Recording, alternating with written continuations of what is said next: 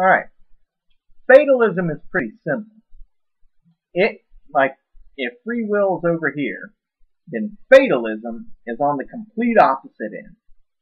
Fatalism says that there is some alien or otherworldly influence that has somehow pinned your destiny down on paper or wherever, and no matter what you do in life, you are going to live out that destiny. As in, you are nothing more than an actor on a stage, and you have to follow your lines, or else you die.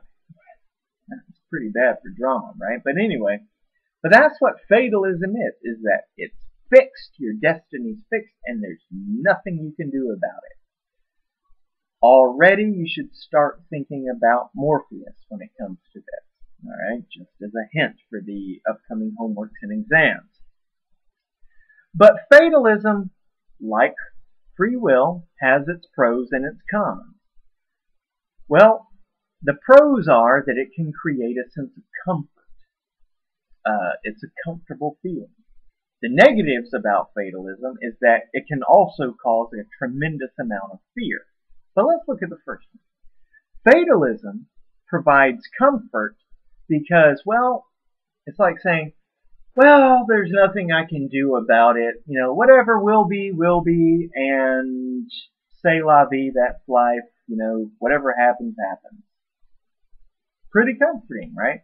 It takes responsibility, throws it in the trash. Because, hey, I was going to, it was predestined that I was going to do this. So, how am I getting in trouble for it? Yeah, that doesn't really work in a court of law, does it?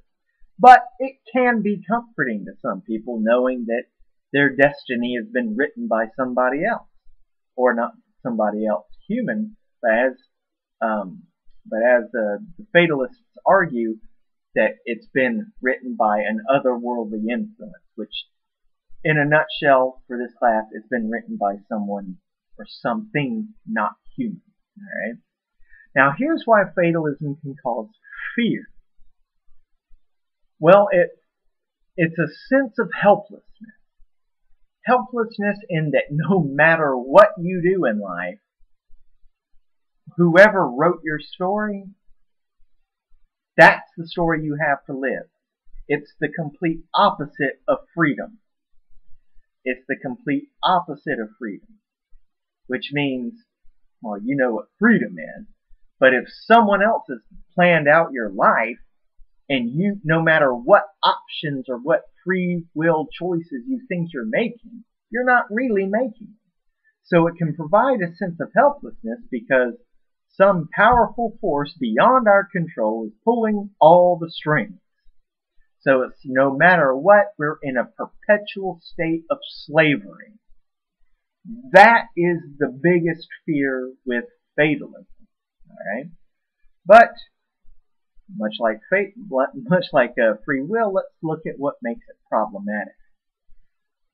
What makes it problematic, fatalism that is that it disconnects us from acts and causes, or from causes and effects. Moreover, as we touched on earlier, it totally negates the concept of responsibility. It's like saying, I shot John Smith. And the judge says, well, why did you shoot him? Well, I don't know.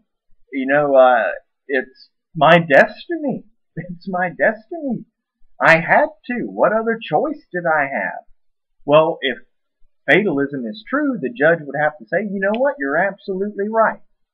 Someone's written this for you, and it just sucks for the guy that got shot. Is that real? Not. Okay? So, not only does it remove responsibility,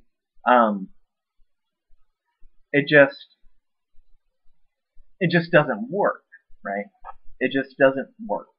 And then, so here's a good hint for you. That will more than likely be a homework question. Why doesn't fatalism work? So keep that in mind. The next concept we need to look at, well, if fatalism was over here and free will's here, Well, just a little bit to the right, we got something called determinism. Determinism is a lot like fatalism, except there's one big difference. Determinism says that it hasn't planned out your life. There's no otherworldly agent or influence that's writing your life story or pulling your strings. Rather, determinism says is that we live in a system of control, right? And automatically, this should start pointing, bringing up moments from the next Matrix movie that we'll be watching, Reloaded. But we live in a system of control, so says determinism. And that system of control is composed of three elements. We've already discussed them: the natural, the physical, and the social, or human laws, if you will.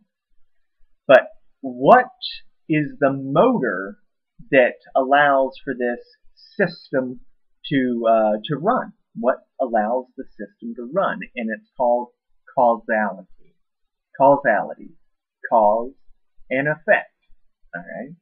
All things are fueled by causality. There's no such thing as coincidence or luck. Coincidence is actually a series of consequences. What do I mean by that? Say you and a friend of yours meet at a Subway one day.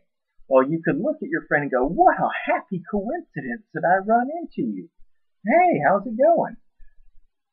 Determinism says that's not coincidence. It's a series of consequences. It's a series of cause and effect. What does he mean by that? He goes, well, you went to Subway because you were probably hungry and you wanted to get some lunch. So you go to Tech, you want lunch, you drive to Subway because you're hungry. Likewise, your friend, who also goes to Tech, was either hungry or thirsty or bored, needed to kill time, and through these series of events, they ended up at Subway. So what you have is not an act of coincidence. You actually now have a series of consequences that has led to a certain moment. All right? And so that's just part of the system of control.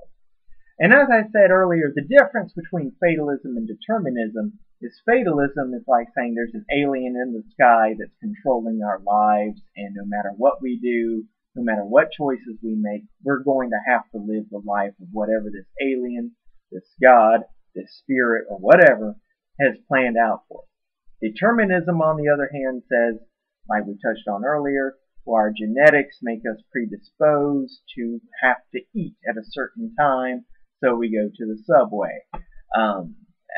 In order to get to the Subway, well, we can't physically fly there, so we have to drive there. All right? So we're bound by physics that way. And we're bound by social laws because we have to pay for the food. We just can't make the outright free will decision of stealing it. If you steal it, you may not get caught. But then that brings us to the third element of the system of control, which is social laws or human laws, which say if you steal from the Subway, well, you're going to go to jail.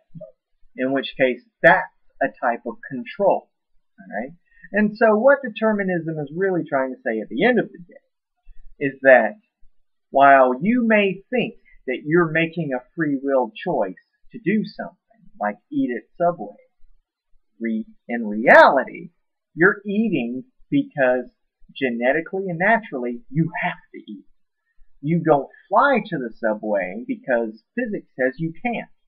I mean, you can if you have a helicopter, but by you just jumping up in the sky and flying there, not going to happen.